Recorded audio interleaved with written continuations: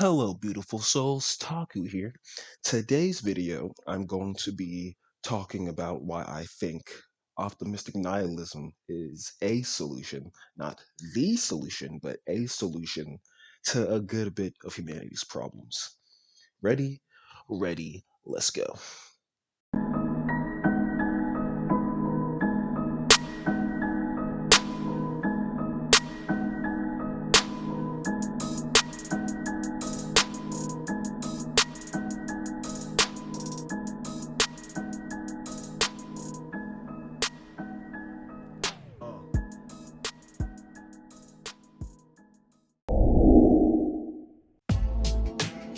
Now, as the title suggests, I'm going to make my case for optimistic nihilism. Now, you may be asking yourself, what the hell is that? Before I can tell you what it is, I have to tell you what its cousins, cynicism and pessimism are. Now, pessimism pretty much is just always seeing the worst in everyone and everything. Asking them, do you see the glass as half empty or half full? A pessimist will say half empty. They just see the worst in everyone first. They see the negativity before anything. And the term pessimism comes from the Latin word pessimist, which means the worst.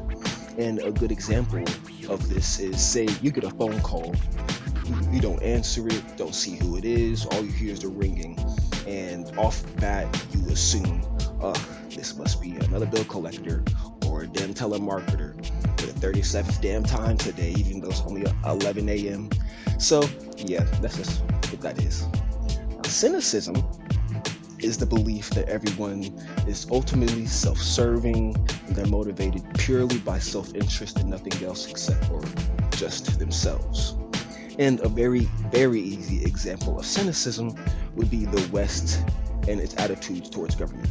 Well, I wouldn't even say just the West, because there are definitely governments in the East and just overall who are fucking corrupt and have shown time and time again that they absolutely do not give a shit about the common man.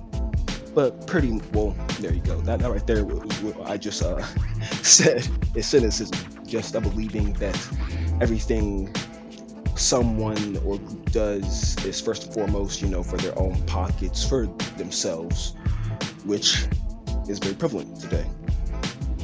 Now, for nihilism is the skepticism that nothing in the world has any inherent meaning, that everything in the universe is pointless. At least that's what nihilism is at its base. Just life, everything in it just has no meaning, has no purpose. We're all just here and we're gonna die. Now, people often mix up pessimism and nihilism, but to make it simpler to understand, pessimism is no good in anyone versus nihilism, just no meaning. Folks also get nihilism mixed up with cynicism. And again, nihilism is just no meaning, and cynicism is everyone is out for their own. Cool. Now, there's another kind of pessimism actually called defeatism, which I'm pretty sure everyone's familiar with. And that pretty much is just believing that, losing or failure, no matter what you do, is inevitable. Just being in a mindset, no matter what you do, you will lose, you will be defeated, just no matter what, period. Now, for optimistic nihilism, which is what I'm making my case for, pretty much says there's no underlying meaning to life, but it sees the freedom and opportunity to create your own. And folks often say that this belief, this kind of mindset is wrong or flawed, because how can you be nihilist and optimistic? And that I'll get to later. Now, that's out the way, here's my case for it. So, as stated previously, optimistic nihilism is pretty much saying, hey, none of this shit has any meaning, but I'm not gonna let that shit stop me from trying to get my time here best I can, And as humans, we are very social, very intelligent, and very evolved. And all of those things combined, even on their own, but especially combined, makes just our experience very, very complex. With very complex emotions, that we know we're feeling, we know we're experiencing, but we don't know the why. We know that we're feeling, they're there, but it's like, why?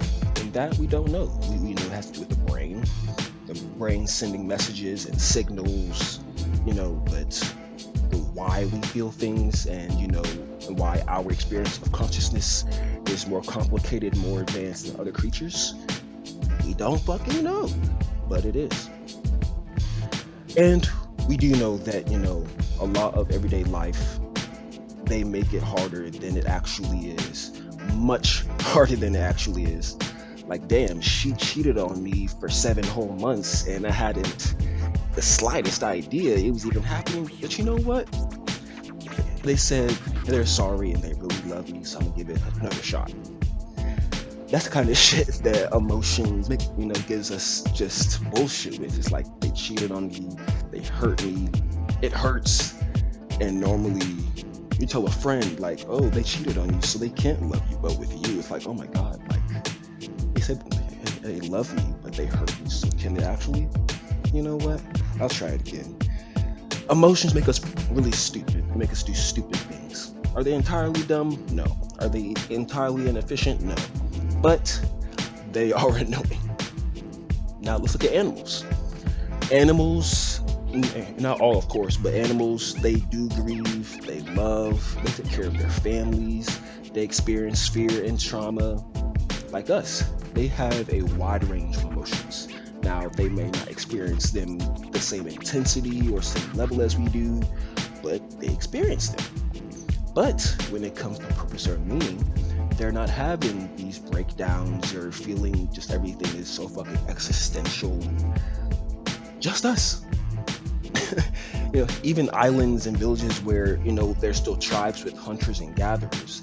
The meaning of life for them, is they're hunting and getting their food and then living the next day, hunting, getting food, their it's just everything they actually need. The things that help them survive and get by are what bring them happiness. Those are other things that make their life worth living. But for us, it's like, oh my god, like it's just kind of backwards. Now, it seems to me, the more advanced we become, the more we're setting ourselves up for more misery and more people feeling like they're just wandering around endlessly in a meat sack, But what if, the more and more technology we've created is what's bringing all this about? Now, this isn't a video trying to low-key promote anything anti-tech at all, because I love technology. I have since I was a kid. I pick up on it very fast because it's just so interesting how far we've come in the last 10 years, let alone fucking last 60 years, like, I love technology, but my love for it does not come from the fact that it has caused a lot of destruction to us as people in the planet in general. So it's just that with more and more tech comes more convenience, which then means less work for us to do and less energy to use. And since the human brain is naturally more inclined for negative thoughts because of evolution and survival, for some fucking reason, more depression, more folks feeling unfulfilled, more people feeling like they'll never contribute anything to society, just more people just not okay. Now in comes optimistic nihilism. So how can something that basically says there's no meaning bring you actual meaning, you ask? Let me tell you. This video has been filled with a bunch of life is meaningless, evil, pointless, selfishness, pain, and greed, and it is. It's true, it is. If anyone, is being real about life and the way it is, the way it's run, all we see is pain, greed, fucking just evil. It's everywhere. But remember that thing I mentioned earlier called the brain? Yeah, so that thing with all your emotions in it, that is where all of your power lies. Now, how can there be power in it? It's meaningless. You accept and come to terms with it. You accept that, accept that most likely you're gonna live an ordinary ass life and do ordinary, boring ass things. Come to terms with the fact that in the grand scheme of it all, you're barely even a grain of sand in a beach compared to the universe. Come to terms with the fact that you are, in fact, not the antagonist of your own movie or your own anime. Like, it feels like it. We all feel like, I can do this. I want to do that. I can do that shit. I want to be a celeb. I'm going to do that shit. $10 million, I'm going to do that shit in 5 years. Like, and of course, all that feels good. And this isn't to say that you can't do those things or you shouldn't. It's just that those things shouldn't be what motivates you in your end goal. They shouldn't be, the only things you have in life that are driving you, is what I'm trying to say. And once you accept those things, it's much easier to then tell yourself that, yeah, life may have no meaning, and that nothing happening now matters or will matter in 80 or even 100 or 80 years or even 40. The fuck? But because nothing matters and you've come to terms with it, you've now found a new freedom. A freedom in not weighing yourself down with the pressures of society anymore. Freedom from no longer having breakdowns because you have no idea where you're headed in life, You're more inclined to actually live life on your terms. You're not anticipating or looking forward to good or happiness, but you cultivate and create it on your own. The happiness you have isn't external. And of course, there's family, there's hobbies, and there are things, like your puppy or that toy. Like, there are things that can bring us happiness. But it's when we seek it in things is when the misery comes, the suffering comes, the fulfillment comes, So, happiness, you create it inside yourself because you are your power. Your contentment, just everything you want, you find it in yourself first. Because again, your power, your happiness, all of it is in you. Now, this also isn't some feel-good or motivation video to try and make you feel liberated, like you can go out and earn like 8 figures in the next month. But it's more of a, hey, fuck those paradigms. There are traditional and say to do this, this, and that this way, or you won't succeed, or do this that way, or you'll have a hard time in life. It's like, fuck that. I'm gonna do my own thing. Success is just me vibing and, being able to pay my bills. And, you come up with your own kind of success, what your happiness is, what, what your actual goals are. If you have any still, it's the freedom. You want goals still? Cool. Have some. You don't want goals and you just want to go through life and, cultivate your own happiness, make others happy? Cool. That's the good thing about this shit is, fuck the meaning behind it. You're doing it because you have the power to, the freedom in your mind to.